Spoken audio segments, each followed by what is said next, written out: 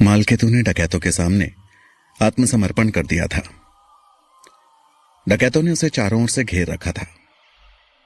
एक डाकू ने अपनी तलवार निकाल ली और मालकेतु की गर्दन पर रख दी। उसने मालकेतु को घूरते हुए ऊंची आवाज में पूछा, कौन हो तुम और यहां क्या करने आए हो? मालकेतु उसकी तरफ देखता हुआ बोला, मैं एक सैनिक हूं, लेकिन तुम्हें यहां आने का कारण नहीं बता सकता। मुझे तुम्हारे सरदार से मिलना है। उस डाकू ने अपने बगल में खड़े साथी की तरफ देखा और फिर हंसते हुए मालकेतु से बोला, सैनिक हो? फिर तो तुम यहां से वापस ही नहीं जाओगे। और सरदार तुम जैसे मामूली सैनिकों से नहीं मिलते, समझे तुम? मालकेतु बोला, मामूली ही सही, लेकिन मेरे पास उनके काम की बात है। अच्छा, और वो क्या? मैं उन लोगों के बारे में जानता हूं जिन्होंने तुम्हारे पिछले ठिकाने को नष्ट कर दिया था, और उन्हीं के बारे में मुझे तुम्हारे सरदार से कुछ बात करनी है। यह सुनकर वहां उपस्थित सारे डकैत हंसने लगे। जिस डाकू ने मालकेतु के गर्दन पे तलवार रखी हुई थी, वो हंसते हुए बोला, सरदार को पता है कि हमला किसने किया था, इसलिए उन्हें तुम्हारी कोई जरूरत नहीं है, और हम यहां से तुम्हें जीवित वापस नहीं जाने दे सकते। वहां खड़े सभी डाकू एक एक कर अपना विचार देने लगे। मार डालो इसे, छोड़ना मत इसे। इसके किसी साथी ने मेरे एक भाई को मार डाला था। हमारी जन्म जन्म की दुश्मनी है सैनिकों के साथ। मार डालो इसे, पेड़ पर उल्टा लटकाकर आग लगा दो, इसकी गर्दन उड़ा दो। वहां जितने मुंह थे उतने उपाय आ रहे थे। मालकेतु उनके सामने अपनी बात रखना चाह रहा था, लेकिन उनमें से कोई भी उसकी बात सुनने को तैयार नहीं था। मालकेतु को लगने लगा था कि शायद वो हार जाएगा। वो निराशा भरी नजरों से उन सबकी तरफ देख रहा था। उसने अपनी आंखें बंद कर ली और मन ही मन बोला, मैं यहां आया था सरदार से मिलने, लेकिन लगता है यहां कोई मेरी बात सुनना ही नहीं चाह रहा है। लेकिन मैं इस तरह से हार नहीं सकता, मुझे कुछ ना कुछ तो करना ही होगा। सोचो सोचो मालकेतु, सोचो क्या कर सकते हो। वहीं उस डाकू ने जब अपने सभी साथियों की बातें सुनी तो उसके अंदर का गुस्सा और भी भड़क उठा। उसने मालकेतु को मारने के लिए अपनी तलवार हवा में उठाई। तभी उसका एक साथी बोल पड़ा, रुको, उसकी आखिरी इच्छा तो पूछ लो। उस डाकू ने तलवार नीचे रखते हुए खिन्न स्वर में कहा, अरे तुम ही पूछ लो। एक दूसरे डाकू ने कटाक्ष करते हुए कहा, हाँ पूछ लो, विवाह हुआ है या नहीं, अन्यथा अविवाहित ही मारा जाएगा बेचारा। सभी ठहाका मारकर हंस पड़े।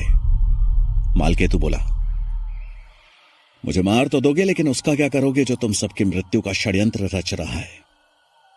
तुम प्यादों के बारे में जानकर खुश हो रहे हो, लेकिन राजा तुम्हारे हाथों से बहुत दूर है।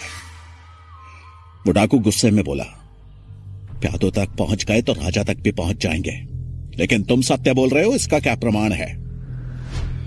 प्रमाण तो इस बात का भी नहीं कि मुझे मारकर तुम उस तक पहुंच जाओगे, लेकिन मैं जीवित रहा तो तुम्हें अवश्य उस तक पहुंचा सकता हूं। यह सुनकर डाकू ने अपनी तलवार उठाई और गर्दन पर चला दी, लेकिन उस डाकू की तलवार अब उसके वश से बाहर हो चुकी थी। वो मालकेतु के गर्दन पर पड़ती इससे पहले ही दूसरी तलवार उस डाकू की तलवार से टकराई और उसका वार निरस्त कर दिया। मालकेतु ने अपनी आंखें मूंद रखी थी। जब उसने आंख खोली तो खुद को जीवित पाया तो उसकी खुशी का ठिकाना नहीं रहा। तभी एक कड़कती आवाज उसके कानों में पड़ी, किस षड्यंत्रकारी की बात कर रहे थे तुम? सामने डाकुओं का सरदार हाथ में मुकद्दर लिए खड़ा था। मालकेतु सरदार को देखकर खुश होता हुआ बोला, सरदार उसी की जिसने आपके ठिकाने पर हमला करने की साजिश रची थी, ताकि आप सबको एक ही बार में मिटाया जा सके। सरदार हैरान होता हुआ बोला, साजिश? हमें मारने की साजिश?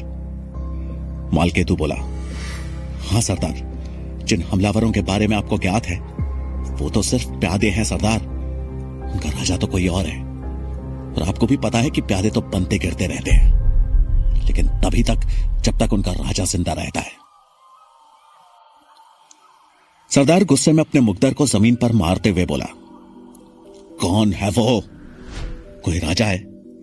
बड़ा व्यापारी है? सेनापति है? कौन है वो? मालकेतु चाणक्य का वर्णन करता हुआ बोला, जन्म से ब्राह्मण है, कर्म से एक शिक्षक, निश्चय और हौसले से एक व्यापारी और मन से एक सम्राट। नाम है उसका चाणक्य और वो तक्षशिला में एक आचार्य है। उसने संभवतः चतुरंग का खेल ना खेला हो, लेकिन राजनीति के चतुरंग में उससे बड़ा खिलाड़ी मैंने अभी तक नहीं देखा।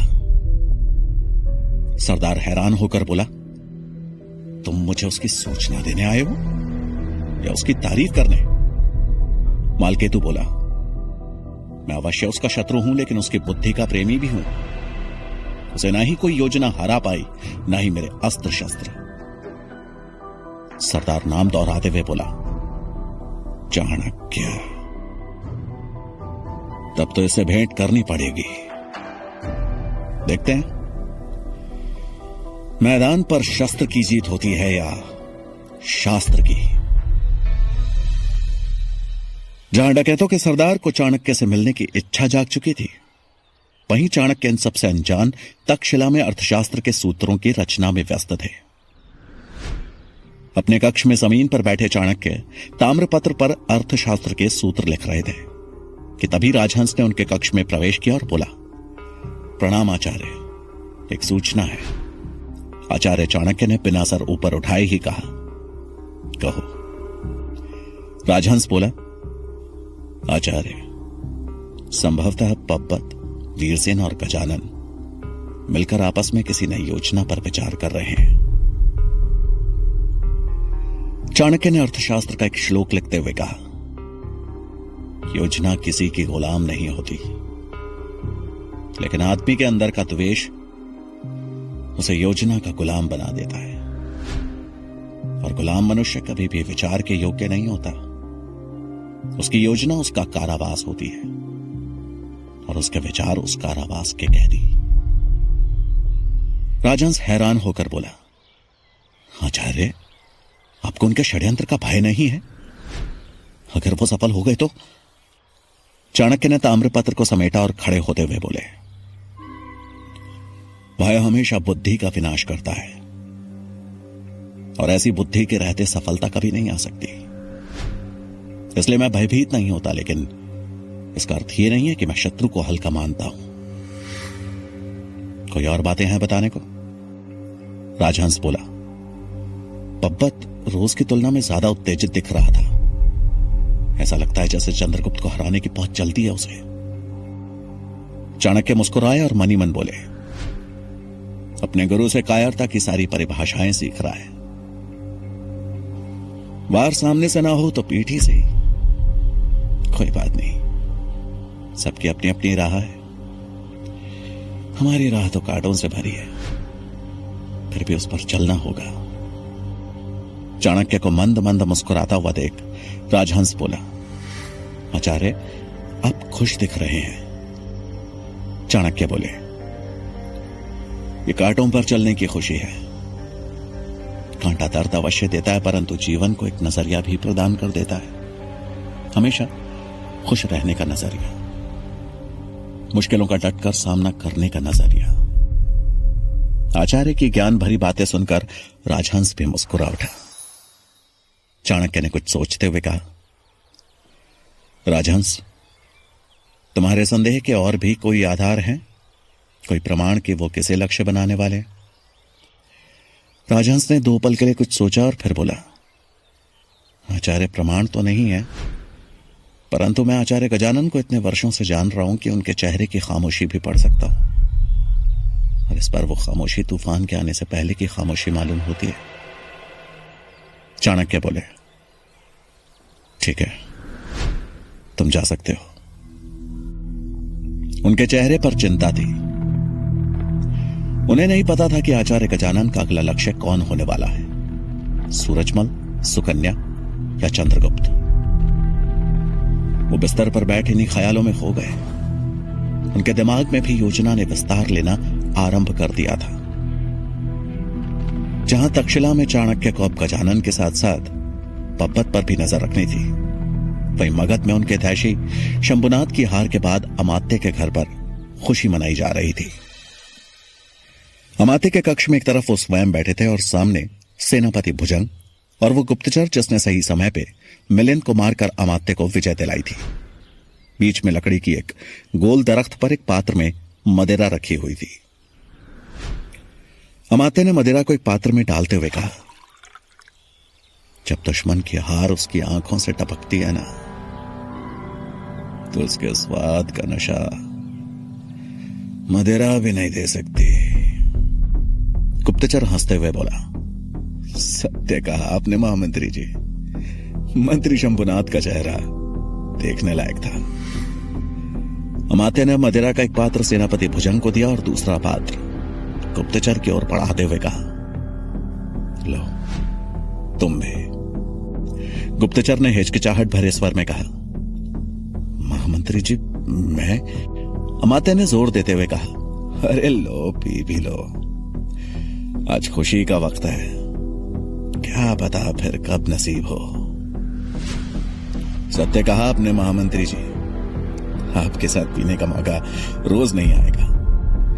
कहते हुए उसने अमात्य के हाथ से मदिरा का पात्र लिया और एक ही घूंट में सारा पी लिया। फिर खुश होते हुए बोला, धन्यवाद महामंत्री जी, आपके साथ मदिरा सेवन का मौका देने के लिए। अमात्य मुस्कुरा दी और सेनापति भुजंग आश्चर्य से उन्हें देखता रहा। अमात्य सेनापति भुजंग से बोले, सेनापति शक्तार तो अब कैद से नहीं छूटने वाला, लेकिन शंभुनाथ का कुछ सोचना पड़ेगा। क्या पता वो फिर से कोई नई मुसीबत सामने ले आए।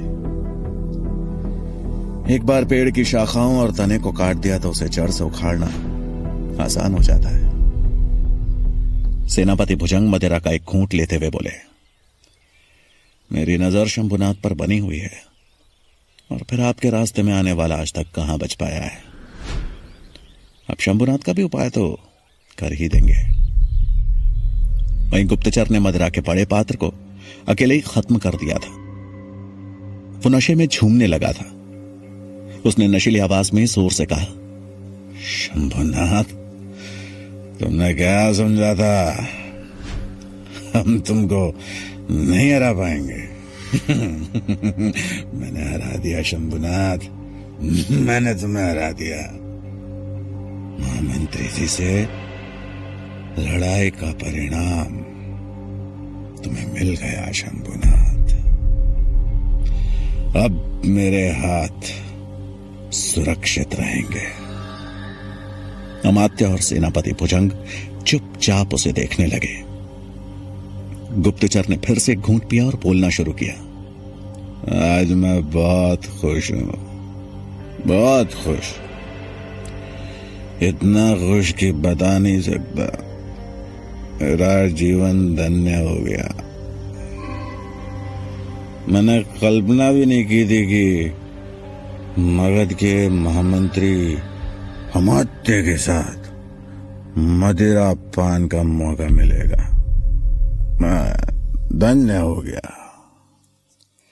अमात्य ने उसकी तरफ देखा और बोले, जिस क्षण मनुष्य को स्वयं का जीवन धन्य लगने लगता है, उसी क्षण से आगे का जीवन उसके लिए बोझल बन जाता है। नशे में होने के कारण गुप्तचर ना ही उनकी पूरी बात सुन पाया और ना समझ पाया। फिर अमात्य ने सेनापति भुजंग की तरफ देखकर कहा, ज्यादा नशा स्वास्थ्य और विश्वास दोनों के लिए हानिकारक होता है, और इसके स्वास्थ्य की चिंता मुझे नहीं है। सेनापति भुजंग ने अमात्य का इशारा समझ लिया। वो अपनी जगह से उठा और जब तक गुप्तचर कुछ समझ पाता उसकी गर्दन उसके धड़ से अलग हो चुकी थी। अब उसका रक्त मदिरा की तरह जमीन पर बह रहा था। तभी कक्ष में एक नए आदमी ने प्रवेश किया। सेनापति भुजंग ने उसकी तरफ इशारा करते हुए अमात्य से कहा, विश्वसनीय है। अमात्य बोले, शंभुनाथ पर अपनी दृष्टि बनाए रखो, और हां, एक बात याद रखना, तुम्हारी विश्वसनीयता ही तुम्हें तुम्हारी आत्मा से जोड़े रखेगी। गुप्तचर उनके कहने का मतलब समझ गया। वहां एक कटासार देखकर वो थोड़ा सहम गया। अमात्य ने शंभुनाथ के पीछे नया गुप्तचर लगा दिया था, लेकिन वो इस सबसे अनजान अपने कक्ष में उदास बैठे थे उनके मन में बस एक ही बात चल रही थी कि मंत्री शक्तार को कैद से बाहर निकालने के और क्या उपाय हो सकते हैं। तभी मुरा ने उनके कक्ष में प्रवेश किया। वो उनसे अपने रिश्तेदारों के संबंध में बात करने आई थी, लेकिन उन्हें अपने ही विचारों में डूबा देखा तो वो धीरे से बोली, मंत्री जी, आप चिंतित लग रहे हैं। मुरा की बात सुनकर शंभुनाथ अपने विचारों के दलदल से बाहर निकले और उसे देखकर बोले, तुम यहां कब आई? मुरा बोली, अभी थोड़े समय पहले। आप परेशान लग रहे हैं, क्या मैं जान सकती हूं आप किस बात से इतने व्यथित हैं? शंभुनाथ ये समझ चुके थे कि मुरा बहुत ही विश्वसनीय है, इसलिए बोले, आज मैं जीत के निकट होकर भी हार गया। मैं अपने मित्र शक्तार को निर्दोष साबित नहीं कर पाया।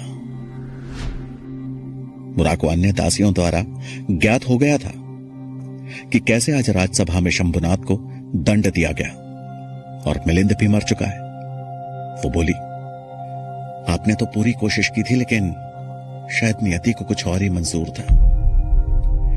शंभुनाथ ने उदास स्वर में कहा, लेकिन हाथ तो असफलता ही आई ना, और ऐसे में कोशिश भी झूठी लगने लगती है। मुरा बोली, छोटा मुंह बड़ी बात मंत्री जी, परंतु यह संघर्ष का समापन तो नहीं। आप इस संघर्ष में कमजोर नहीं पड़ सकते। आपके संघर्ष से मेरी भी उम्मीदें जुड़ी हैं। शंभुनाथ बोले, पता है, जब मैं बालक था तो क्षितिज पर आकाश और धरती के मिलन को होता देख सोचता था कि एक दिन मैं वहां अवश्य पहुंचूंगा। मैंने कई बार कोशिश भी की, दौड़ लगाई, लेकिन असफल रहा। आज भी जब असफल होता हूं तो आकाश का धरती से मिलन याद आ जाता है, जो संभव है। मुरा उन्हें समझाते हुए बोली, मंत्री जी, अब भले ही आकाश और धरती का मिलन दिखने में असफल रहे, लेकिन बार बार दौड़ लगाने पर आप ये जानने में अवश्य सफल रहे कि उनका मिलना संभव नहीं है।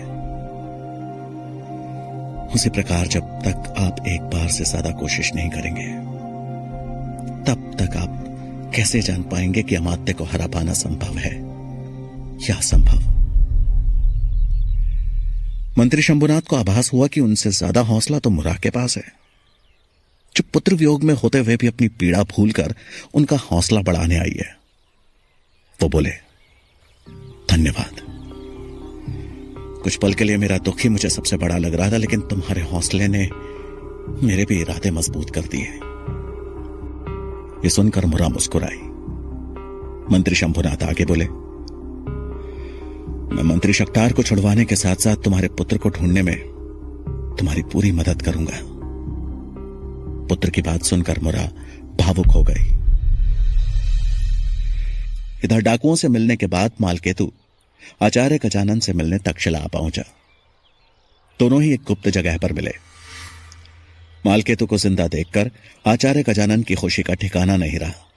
वो बोले, तुम्हारे जिंदा लौटाने का अर्थ है तुम्हारी योजना पूरी हो गई।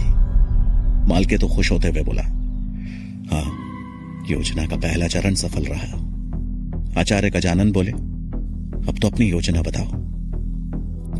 मालकेतु ने डाकुओं से मिलने वाली सारी कहानी बताई और बोला, मैं चाहता हूं कि आप एक बार उनके सरदार से मिल लें और हमारी योजना को उन्हें अच्छे से समझा दें। उसके बाद सारी जिम्मेदारी उनकी होगी, किसी को हम पर संदेह भी नहीं होगा और हमारा काम भी हो जाएगा। आचार्य गजानन ने उसकी बात तुरंत मान ली। उनमें तो चाणक्य के प्रति आक्रोश पहले से था ही। उन्होंने मन ही मन कहा, अब देखता हूं चाणक्य बिना किसी योजना के कैसे लड़ता है। इस बार मैं हार मानने वाला नहीं हूं। अपनी शर्मिंदगी का बदला अवश्य लूंगा। आचार्य गजानन से मिलने के बाद मालकेतु बड़ी सावधानी से तक्षशिला से वापस अपनी कुटिया की तरफ बढ़ रहा था, लेकिन उसे नहीं पता था कि चंद्रगुप्त ने उसे देख लिया था। क्या चंद्रगुप्त मालकेतु का षड्यंत्र जान पाएगा? क्या होगा चाणक्य का अगला दाव? क्या मंत्री शंभुनाथ मुरा के पुत्र का पता लगा पाएंगे? जानने के लिए सुनिए